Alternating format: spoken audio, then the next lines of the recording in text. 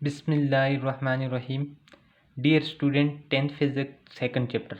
Student, second chapter में last time हम लोग डिस्कस कर रहे थे about characteristics of sound.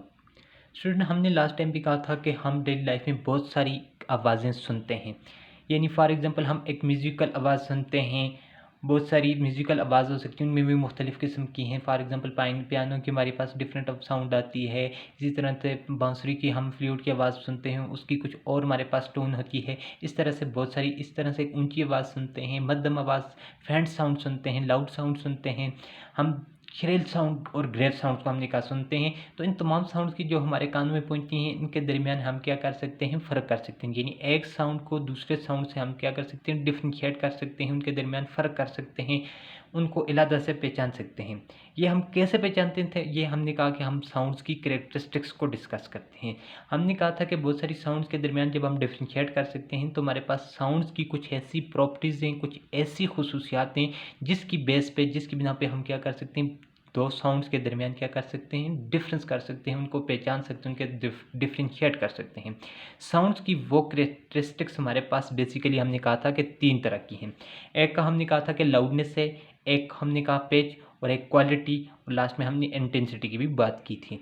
Student, loudness का हमने कहा था कि लाउडनेस क्या है, कि आवाज़ का ऊंचापन। लाउडनेस एक ऐसी कैरेक्टरिस्टिक्स है जिसमें हमने कहा कि एक ऊंची आवाज़ और एक लाउड साउंड और फेंट साउंड, मध्यम आवाज़ में हम क्या कर सकते हैं, फ़र्क कर सकते हैं। यानी आवाज़ की वो खुशियात जिसकी बेस पे हम कहते हैं कि आवाज़ कितनी ऊंची है या कितनी मध्यम है। ये जो कैरेक्टरिस्टिक्स है ये हमें लाउडनेस बताती है। जो आवाज़ लाउड होगी वो हमारे पास क्या है, लाउडनेस हमें ये बताती है कि कोई आवाज़, कोई साउंड जो है कितनी लाउड है, कितनी ऊंची है, या कितनी हमारे पास फेंट है, मध्यम है। ये हमारे पास लाउडनेस है। फिर हमने कहा था कि लाउडनेस हमारे पास डिपेंड करती है तीन फैक्टर पे। वाइब्रेटिंग बॉडी के एम्पलीट्यूड पे, यानी जिस बॉडी का वाइब्रेट होने से साउंड प्रोड्यूस हो रही है, साउंड वेव, उसका एम्पलीट्यूड ऑफ वाइब्रेशन जितना ज़्यादा है, जिसका एरिया जितना ज़्यादा होगा, बड़ी जितनी भारी हमारे पास ऑब्जेक्ट होगा उतना ही ज़्यादा वो वाइब्रेट करेगा, उसके ज़्यादा पार्टिकल वाइब्रेट करेंगे, उससे लाउड साउंड प्रोड्यूस होगी। अब इसी तरह से जिस सोर्स से साउंड प्रोड्यूस हो रही है उसका एरिया कम होगा, तो हमने उसका कि उसके मुकाबले हमारे पास लाउडनेस के मुकाबले में वहाँ पे कौन सी साउंड प्रोड्यूस होगी, फेंट साउंड। पहली बात कि हमारे पास लाउडनेस डिपेंड करती थी किस पे, area of the source body के एरिया ऑफ एम्पलीट्यूड पे डिपेंड करती थी। उसके बाद दूसरा हमने कहा था कि ये हमारे पास लाउडनेस जो है, आवाज़ का ऊंचापन जो है ना, आवाज़ कब ऊंची होती है वो किस पे डिपेंड करती है, वो हमारे पास distance from source to listener, यानी जिस सोर्स से साउंड प्रोड्यूस हो रही है उससे लेकर लिसनर तक के दरमियान के डिस्टेंस पे डिपेंड करती है। और ये डिस्टेंस के हमने कहा था इनवर्सली, अगर दो लिसनर और सोर्स के दरमियान अगर डिस्टेंस कम होगा तो लाउड आवाज़ सुनाई देगी। अगर डिस्टेंस ज़्यादा हो जाएगा तो फेंट साउंड सुनाई देगी, मध्यम आवाज़ सुनाई देगी। अगर डिस्टेंस कम है तो लाउड साउंड सुनाई देगी। थर्ड हमने कहा था कि लाउडनेस डिपेंड करती है किस पे, लाउडनेस डिपेंड करती है हमारे पास मीडियम जिसमें से साउंड वेव, जिस मीडियम में से, जिस वास्ते में से, जिस मटीरियल में से साउंड वेव पासेस करके जा रही हैं उसकी डेंसिटी पे डिपेंड करती है। कि हमारे पास जिस मीडियम की हमने कहा कि डेंसिटी ज़्यादा होती है उसमें से लाउडनेस, पासेस करने वाली साउंड वेव जो होंगी वो भी लाउड सुनाई देंगी। अगर मीडियम की डेंसिटी कम है तो हमारे पास फेंट साउंड सुनाई देंगी। फॉर एग्जांपल हमने कहा था कि हमारे पास एयर की डेंसिटी ज़्यादा है एज कम्पेयर टू हाइड्रोजन, तो हाइड्रोजन से जो साउंड पासेस करके हमें हमारे कानों तक पहुंचती हैं तो वो फेंट साउंड सुनाई देती हैं, जबकि वही साउंड अगर एयर में से पासेस करके हमारे कानों में पहुंची तो वो लाउडनेस है। फिर हमने कहा था कि दूसरा फैक्टर जो है वो हमारे पास पेच का है। पेच जो हमने कहा था हमें डिफ्रेंशिएट कराती है, ऐसी करेक्टरिस्टिक्स है जो श्रिल साउंड और ग्रेव साउंड, यानी श्रिल का मतलब बारीक और तेज़ आवाज़, जैसे बच्चों की आवाज़ें या औरतों की हमने आवाज़ कहा था ये श्रिल साउंड होती हैं इनके दरमियान। और हमारे पास हमने कहा था ग्रेव, मर्दों की आवाज़ें जो हैं इनके दरमियान क्या कर सकते हैं, हम डिफरेंस कर सकते हैं, तेज़ और भारी आवाज़ में हम फ़र्क कर सकते हैं। श्रिल और ग्रेव साउंड में फ़र्क करते हैं, वो किस बेस पे करते हैं, पेच पे करते हैं। अब जिस सोर्स से ज़्यादा साउंड वेव्स प्रोड्यूस हो रही हैं, मीन कि उसकी फ्रीक्वेंसी ज़्यादा होगी, जिस साउंड वेव्स की फ्रीक्वेंसी ज़्यादा होगी उनकी पिच ज़्यादा होगी, पिच ज़्यादा होने से वहाँ पे कौन सी साउंड होंगी, प्रोड्यूस होंगी, हमारे पास श्रिल साउंड प्रोड्यूस होंगी। अब जिन साउंड से हमारे पास कम साउंड वेव्स प्रोड्यूस होंगे, मीन कम फ्रीक्वेंसी है, वहाँ पे पिच क्या होगी, कम होगी, वहाँ पे कौन सी साउंड प्रोड्यूस होंगी, ग्रेव साउंड प्रोड्यूस होंगी। अब इसी तरह से हमारे पास थर्ड कैरेक्टरिस्टिक्स आ जाती है, क्वालिटी पे आ जाती है। क्वालिटी भी हमारे पास एक ऐसी साउंड की करेक्टरिस्टिक्स है स्टूडेंट, जिसमें हम दो साउंड्स में क्या कर सकते हैं, डिस्टिंग्विश कर सकते हैं। जैसे लाउडनेस और पिच में मुख्तलिफ आवाज़ों में फ़र्क कर सकते थे, तो ये बात याद रखें स्टूडेंट कि क्वालिटी जो कंसेप्ट है ये इंट्रोड्यूस है, ये किसके साथ रिलेट करता है, ये म्यूजिकल इंस्ट्रूमेंट यानी जो हमारे पास मौसीकी की आवाज़ें हैं उनके दरमियान डिफ्रेंशिएट करवा सकती है। ये एक ऐसी करेक्टरिस्टिक्स है।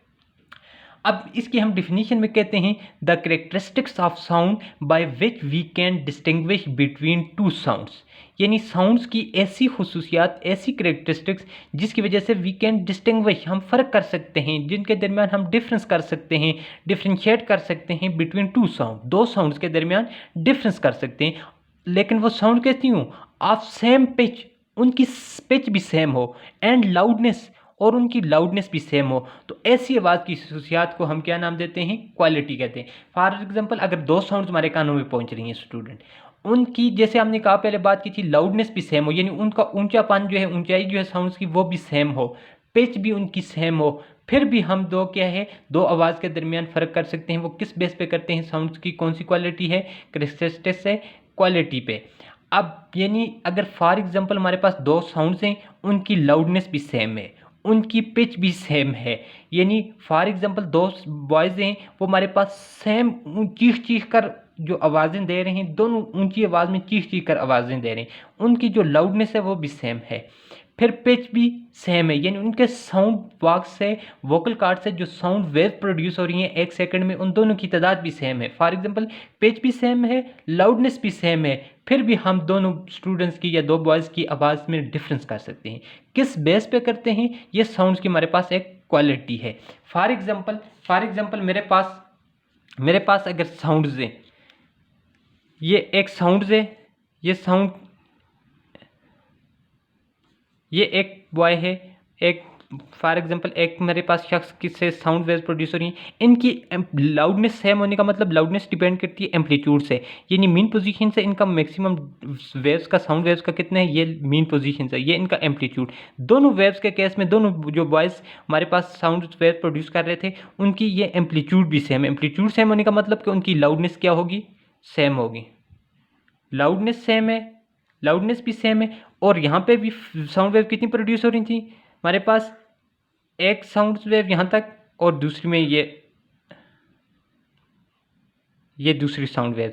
इसी तरह से ये मेरे पास एक साउंड वेव, ये दूसरी, यहाँ पे भी फ्रीक्वेंसी कितनी है, दो, और यहाँ पे भी दो, फ्रीक्वेंसी भी सेम है, मतलब मीन का पेज भी दो साउंड वेव्स हैं, दोनों केस में mean frequency same, mean page same, दोनों की पेज भी सेम है, और लाउडनेस भी सेम है। लाउडनेस का मतलब कि मीन पोजीशन से इनका जो डिस्टेंस है वो भी सेम है, लेकिन फिर भी दो जो बॉयज़ हैं उनकी आवाज़ में हम क्या कर सकते हैं, फ़र्क कर सकते हैं। वो किस बेस पे करते हैं, वो जो साउंड की करेक्टरिस्टिक्स है वो हमारे पास क्वालिटी है। Simply the characteristics of sound, वो आवाज़ की हुसियात जिसकी वजह से हम distinguish, which we can distinguish between two sounds of same pitch and loudness is called quality कहते हैं। अब हमारे पास क्या है कि it is applicable to musical instrument. ये हमारे पास ज़्यादातर के जो म्यूजिकल इंस्ट्रूमेंट होते हैं, जैसे हमारे पास फॉर एग्जांपल मुख्तलिफ साउंड्स, म्यूजिकल इंस्ट्रूमेंट है, मौसीकी के आलात होते हैं, उनसे मुख्तलिफ साउंड प्रोड्यूस होती हैं, उनके दरमियान हम जो फ़र्क कर सकते हैं वो क्वालिटी की बेस पर करते हैं। क्वालिटी ये है कि क्वालिटी हमारे पास साउंड्स की एक, हर शख्स की हमारे पास साउंड की जो है वो एक टोन होती है, जिसकी वजह से हम उस एक साउंड को दूसरी साउंड से क्या कर सकते हैं, डिस्टिंग्विश कर सकते हैं। तो student, the sound of flute and piano of same pitch and loudness can be distinguished. For example एक पियानो भी हमारे पास एक म्यूजिकल इंस्ट्रूमेंट है, फ्लूट जो है वो हमारे पास जिसको बांसुरी बोलते हैं, बांसुरी बज रही है, पियानो भी बज रहा है, इनकी अगर फॉर एग्जांपल पिच भी सेम हो, यानी इनकी फ्रीक्वेंसी साउंड वेव जो प्रोड्यूस हो रही हैं दोनों इंस्ट्रूमेंट्स में से, उनकी तादाद भी सेम हो, frequency same, mean pitch same हो, लाउडनेस भी सेम हो, उनकी ऊंचाई भी दोनों साउंड से, दोनों इंस्ट्रूमेंट से सेम हो, लाउडनेस सेम, पिच सेम होने के बाद भी हम पियानो की आवाज़ में और फ्लूट बांसुरी की आवाज़ में क्या कर सकते हैं, डिस्टिंग्विश कर सकते हैं। ये किस बेस पे करते हैं कि साउंड्स की हमारे पास क्या है, एक क्वालिटी है जो एक ऐसी करेक्टरिस्टिक्स है जो हमारे पास म्यूजिकल इंस्ट्रूमेंट में यूज़ होती है अक्सर। तो हमारे पास दो साउंड जिनकी पिच भी सेम हो, लाउडनेस भी सेम हो, फिर भी हम उन दो साउंड्स के दरमियान क्या कर सकते हैं, फ़र्क कर सकते हैं। इस क्वालिटी को हम साउंड्स की क्वालिटी को, इस करेक्टरिस्टिक्स को नाम देते हैं, क्वालिटी का नाम देते हैं। For example student, it is the quality that we recognized a person speaking behind the wall. For example दीवार के पीछे दो शख्स हैं, दो शख्स आवाज़ दे रहे हैं, एक शख्स आवाज़ देते हैं, दूसरे आवाज़ देते हैं। हम उसकी साउंड से पहचान लेते हैं, उसको बाई फेस नहीं भी जानते, लेकिन हम उसकी साउंड से हम उसको पहचान लेते हैं कि ये किस शख्स की आवाज़ है। उसकी आवाज़ की, ये हर शख्स की आवाज़ की एक अपनी टोन, ये एक क्वालिटी होती है, यानी साउंड की उस क्वालिटी की बेस पे हम उन दो शख्स को क्या कर जाते हैं, पहचान सकते हैं। तो स्टूडेंट सिंपली अगर हम कहें तो quality of sound depends upon the shape of sound. जो क्वालिटी है वो साउंड्स की शेप पे डिपेंड करती है। फॉर एग्जांपल अगर मैं बात करूं, हार्ट बीट है, हार्ट बीट से जो साउंड वेव्स प्रोड्यूस हो रही हैं, फॉर एग्जांपल ये हमारे पास साउंड, हार्ट बीट की साउंड वेव्स हैं, ये पहले इस तरह से हैं,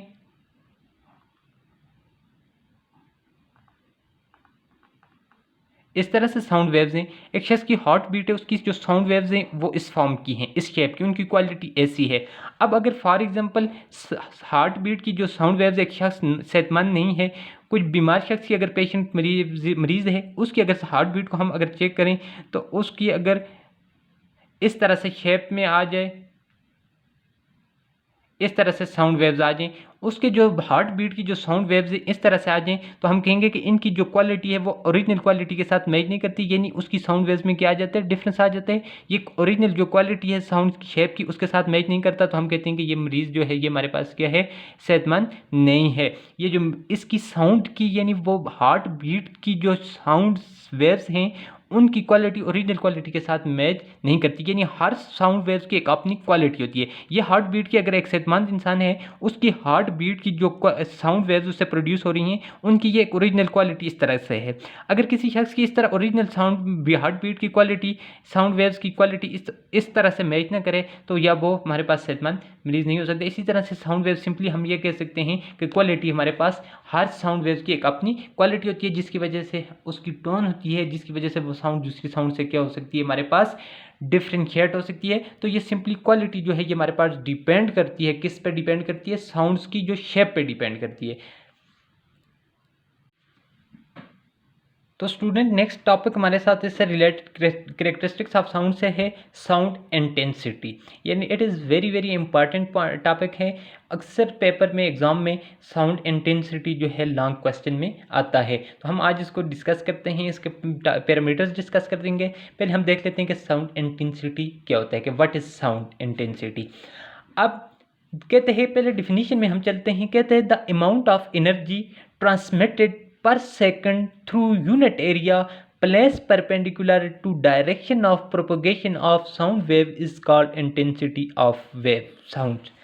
अब पहली बात, ट्रांसमिटेड का जो वर्ड यूज हुआ है, ट्रांसमिटेड का मतलब ट्रांसफर, यानी ट्रांसफर होना। परपेंडिकुलर का मतलब कोई एक चीज़ दूसरी चीज़ के साथ जब 90 का एंगल बनाती है, तो हम कहते हैं कि वो दो ऑब्जेक्ट एक दूसरे के साथ क्या हैं, परपेंडिकुलर हैं। प्रोपोगेशन कहते हैं इस वेव को, सिंपली वेव्स के चलने को हम प्रोपोगेट करते हैं, प्रोपोगेशन कहते हैं। साउंड वेव जो हैं, ये हमारे पास साउंड जो हैं, ये भी हमारे पास वेव्स हैं, वेव्स की फॉर्म में ट्रेवल करती हैं, तो सो इनके भी चलने को हम क्या कहते हैं, प्रोपोगेशन कहते हैं। अब कहते हैं the amount of energy transmitted per second through unit area place perpendicular to direction of propagation of sound wave is called intensity of wave. यानी अमाउंट ऑफ एनर्जी ट्रांसमिटेड हो, यानी अमाउंट ऑफ एनर्जी है जो transfer हो पर second, एक second में, किससे, थ्रू यूनिट एरिया, एक यूनिट एरिया से जो एक सेकंड में एनर्जी ट्रांसफर हो या उससे पासेस करे, ट्रांसमिट हो, जो unit area place perpendicular to direction of propagation of sound wave. वो जो यूनिट एरिया है, यूनिट एरिया जो है वो किसके परपेंडिकुलर हो, डायरेक्शन ऑफ साउंड वेव्स के परपेंडिकुलर हो, is called intensity of sound. उसको हम कहेंगे कि वो जो एनर्जी ट्रांसमिट करती है यूनिट एरिया से, उसको हम क्या नाम देते हैं, साउंड इंटेंसिटी। मतलब ये कहने का है कि एक हमारे पास यूनिट एरिया हो, यूनिट एरिया में से एक सेकंड में जितनी साउंड एनर्जी ट्रांसमिट होती है हम उसको क्या नाम देंगे, साउंड इंटेंसिटी का नाम देंगे। फॉर एग्जांपल यूनिट एरिया का क्या मतलब है, यूनिट एरिया का मतलब ये हुआ कि हमारे पास ऐसा छोटा सा एरिया जिसका हमारे पास लेंथ और वेथ क्या आ जाए, सेम आ जाए, इसकी लेंथ भी सेम हो, वेथ भी सेम हो, मीन के हमारे पास लेंथ और वेथ जो है वो 1 मीटर हो, 1 मीटर लेंथ हो, 1 मीटर हमारे पास उसकी वेथ हो, लंबाई चौड़ाई दोनों हमारे पास 1 मीटर हो, तो वहाँ पे जो एरिया होगा उस एरिया को हम क्या नाम देंगे, यूनिट एरिया का नाम देंगे। अब यूनिट एरिया है फॉर एग्जाम्पल, उस यूनिट एरिया से एक सेकंड में, 1 सेकंड में, ये फॉर एग्जांपल हमारे पास यूनिट एरिया, इससे 1 सेकंड में यानी यूनिट टाइम में, एक सेकंड में क्या है हमारे पास 1 सेकंड में, अब जितनी एनर्जी ट्रांसफर है 1 सेकंड में, यूनिट एरिया है, ये यूनिट एरिया से एक सेकंड में जितनी एनर्जी ट्रांसफर होगी, साउंड असल में साउंड क्या है, एनर्जी है, एनर्जी जितनी साउंड एनर्जी ट्रांसफर होगी उसको हम साउंड इंटेंसिटी का नाम देते हैं। फॉर एग्जाम्पल मेरे पास ये एक साउंड सोर्स है, हमने बात की थी स्टूडेंट के साउंड जो है वो प्रोड्यूस होती है सोर्स से, यानी किसी भी बॉडी के वाइब्रेट करने से प्रोड्यूस होती है, ये सोर्स है जिससे साउंड प्रोड्यूस हो रही है, ये वाइब्रेट करेगा, इस सोर्स से हमारे इसके इर्द गिर्द क्या हैं, एयर के पार्टिकल्स हैं, ये एयर के पार्टिकल्स हैं, ये फॉर एग्जांपल ये एक पार्टिकल, ये जो सोर्स है ये वाइब्रेट करेगा, ये साथ वाले पार्टिकल को एनर्जी ट्रांसफर करेगा, ये साथ वाले को करेगा, इस तरह से साउंड हमारे पास क्या होती है, हमारे पास पॉइंट से दूसरे पॉइंट की तरफ ट्रांसफर होती है। अब ये जो सोर्स है फॉर एग्जांपल इसका अगर हम यहाँ पे एक यूनिट एरिया ले लें, यूनिट एरिया का मतलब उसकी लेंथ भी 1 मीटर है, उसकी वेथ भी हमारे पास क्या है, 1 मीटर है, एक सेकंड में इस यूनिट एरिया से जितनी साउंड वेव पासेस करेंगी, जितनी साउंड वेव्स, साउंड असल में साउंड की एनर्जी की फॉर्म में, अगर साउंड पासेस करेंगी मतलब जितनी एनर्जी ट्रांसफर होगी। फॉर एग्जांपल यहाँ पे 2 साउंड वेव्स पासेस हो रही थी और इनके पास 10 जूल एनर्जी थी, एक सेकंड में यूनिट एरिया से जो साउंड वेव पासेस कर रही थी उनके पास 10 जूल एनर्जी थी, तो हम कहेंगे कि इसकी इंटेंसिटी क्या है, 10 जूल है। या सिंपली हम अगर बात करें तो यहाँ पे अगर मेरे पास एक यूनिट एरिया है, यूनिट एरिया में से यहाँ पे मेरे पास साउंड वेव जो पासेस कर रही हैं, 2 साउंड वेव्स पासेस कर रही हैं, इनके पास जो साउंड एनर्जी है वो मेरे पास 30 जूल है।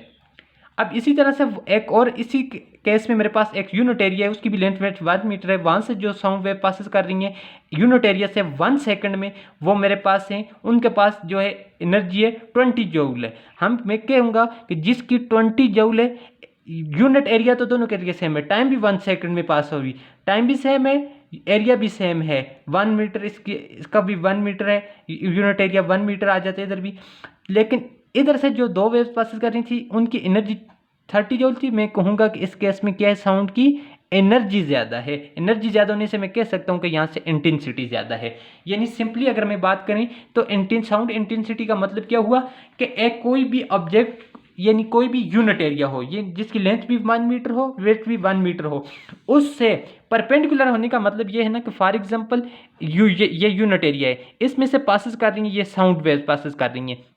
अब देखें ये साउंड जो एरिया है ये इस तरह से पासेस कर रही हैं कि ये फॉर एग्जांपल एरिया है और ये उसके इस तरह से पासेस कर रही हैं, इस एरिया के साथ और इस डायरेक्शन के साथ, साउंड वेव की डायरेक्शन के दरमियान जो एंगल बन रहा है वो 90 का बन रहा है। यानी ये दो परपेंडिकुलर होगी कोई चीज़ तो दूसरी चीज़ का भी उसमें से क्या कर सकती है, पासेस कर सकती है। परपेंडिकुलर यूनिट एरिया से यूनिट टाइम में जो साउंड वेव पासेस कर रही हैं उनकी जितनी एनर्जी साउंड वेव पासेस करेंगी, इसका मतलब साउंड एनर्जी पासेस करेगी, साउंड एनर्जी पासेस होंगी जितनी, अगर यहाँ पे 10 जूल हो रही है, 15 जूल हो रही है, तो ये इसकी क्या कहलाएगी, इंटेंसिटी कहलाएगी। अब सिंपली यूनिट एरिया से एक सेकंड में यूनिट एरिया से जितनी साउंड एनर्जी ट्रांसफर होती है उसको हम क्या नाम देते हैं, साउंड इंटेंसिटी का नाम देते हैं। तो स्टूडेंट इंटेंसिटी ऑफ साउंड को हम यानी इंटेंसिटी का एक वैसे लफ्जी मीनिंग जो होते हैं वो हमारे पास मीनिंग शिद्दत का, लेकिन इस केस में थोड़ा से उसके मतलब क्या, एनर्जी के केस में हम चले जाएंगे। इंटेंसिटी ऑफ साउंड को हम लिख सकते हैं mathematically formula energy divided by time multiply by area.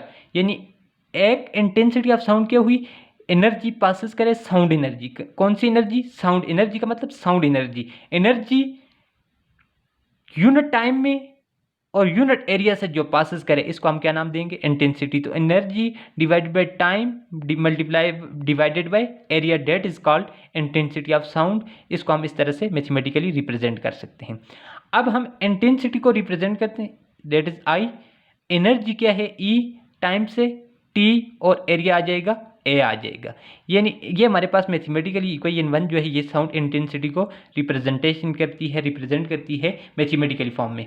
अब हमें मालूम है कि हमारे पास जो है एनर्जी अपॉन टाइम जो होता है, कितनी एनर्जी हुई कितने टाइम में हुई, तो ये हमारे पास क्या बन जाता है, पावर बन जाता है। तो अब इस पावर को मैं लिख सकता हूँ, power is equal to E divided by T आ जाएगा, इसको पावर लिख सकता हूँ। तो अब क्या हो जाएगा, आई इज इक्वल टू इस ई डिवाइडेड बाई टी की जगह पी आ जाएगा, नीचे एरिया जो है वो उस तरह रहेगा। तो इक्वेशन 1 को हम उसकी मॉडिफाइड फॉर्म 2 भी बन जाती है, यानी इक्वेशन 1 और 2 ये दोनों साउंड इंटेंसिटी को शो करते हैं। सिंपली कि यूनिट टाइम में 1 सेकंड में यूनिट एरिया से, यूनिट एरिया का मतलब जिसकी लेंथ भी 1 मीटर हो, वेथ भी 1 मीटर हो, स्मॉल सा एरिया जिसकी लेंथ भी मीटर भी 1, दोनों लेंथ और वेथ बराबर हो, यूनिट एरिया से यूनिट टाइम में 1 सेकंड में जितनी साउंड एनर्जी ट्रांसफर होगी, जितनी साउंड वेव पासिस करेंगी, मीन के साउंड एनर्जी ट्रांसफर होगी, वो जो साउंड वेव, जितनी साउंड वेव्स या साउंड एनर्जी ट्रांसफर हो रही है वो हमारे पास क्या कहलाएगी, साउंड इंटेंसिटी कहलाएगी। अगर एक यूनिट एरिया में से 20 जूल एनर्जी या 20 वेव्स ट्रांसफर हो रही है, उनकी एनर्जी 20 जूल है,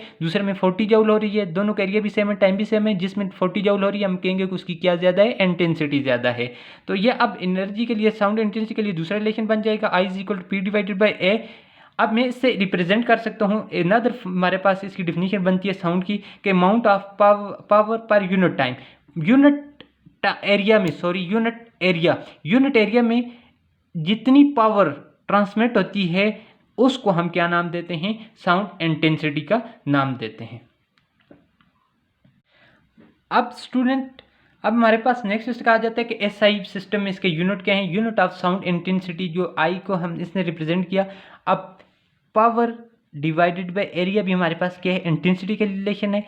पावर के एसआई सिस्टम में 9th क्लास में आपने यूनिट पढ़े थे, पावर के यूनिट वाट आ जाते हैं और एरिया के क्या आ जाते हैं, मीटर स्क्वायर, क्योंकि एरिया में लेंथ भी होती है, वेट भी होती है, लेंथ मल्टीप्लाई बाय वेट यानी metre multiply by metre, metre का स्क्वायर आ जाएगा। पावर के यूनिट वाट अवर मीटर का स्क्वायर, तो वाट अवर मीटर स्क्वायर में हम एसआई सिस्टम में यूनिट है किसके, इंटेंसिटी ऑफ साउंड के। तो sound intensity depends upon 3 factor, energy, time and area. ये देखें 3 चीज़ों पे डिपेंड करती है, एनर्जी पे डिपेंड करती है कि साउंड इन वेव्स की कितनी एनर्जी है, टाइम कितना है और कितने टाइम में और कितने एरिया में से, ये एरिया पे डिपेंड करती है। तो ये नहीं, साउंड इंटेंसिटी 3 फैक्टर पे डिपेंड करती है, एनर्जी, टाइम और एरिया। सिंपल में अगर बात करूं कि साउंड इंटेंसिटी क्या है, तो यूनिट एरिया में यूनिट टाइम में जितनी साउंड वेव्स पासेस करेंगी, साउंड वेव्स पासेस करने का मतलब कि साउंड वेव्स जब पासेस करेंगी तो वो एक्चुअली साउंड एनर्जी पासेस करेगी। साउंड वेव जितनी पासेस करेंगी, जितनी साउंड एनर्जी ट्रांसफर होगी एक्स यूनिट टाइम में यूनिट एरिया से, वो उसकी क्या कहलाएगी, साउंड इंटेंसिटी कहलाएगी। मीन के फॉर एग्जांपल में इसकी एक छोटी सी डायग्राम, ये मेरे पास यूनिट एरिया है, यूनिट एरिया इसकी लेंथ भी 1 मीटर है, इसकी वेट भी हमारे पास 1 मीटर, यूनिट एरिया है, टाइम भी क्या है 1 सेकंड है। 1 सेकंड में यहाँ से मेरे पास ये जो इस तरह से ये परपेंडिकुलर रखा हुआ है, इसमें से इसके बीच में से ये साउंड वेव्स पासेस कर रही हैं, ये मेरे पास साउंड वेव्स पासेस कर रही है, ये इनकी propagation of direction of propagation of sound waves है। अब ये इनमें से पासेस कर रही हैं, in total sound waves passes कर रही हैं। असल का मतलब ये है कि यहाँ से साउंड की एनर्जी है ना, एनर्जी की फॉर्म में, तो साउंड वेव्स पासेस कर रही हैं, इसका मतलब है साउंड एनर्जी पासेस कर रही है। अगर इनकी टोटल एनर्जी मेरे पास क्या है, 30 जूल है, for example let us suppose के 30 जूल है। अब इसी तरह का एरिया है, उसकी भी लेंथ मेरे पास, साउंड वेव्स जो है यहाँ पे 3 वेव्स फ्लो कर रही है, मीन को साउंड एनर्जी ट्रांसफर हो रही है, इनकी मेरे पास 25 जूल एनर्जी आ जाती है। एरिया दोनों के लिए सेम, टाइम भी सेम दोनों का, लेकिन जिसमें से 25 जूल एनर्जी से ट्रांसमिट हो रही है, मैं कहूँगा इसकी इंटेंसिटी कम है।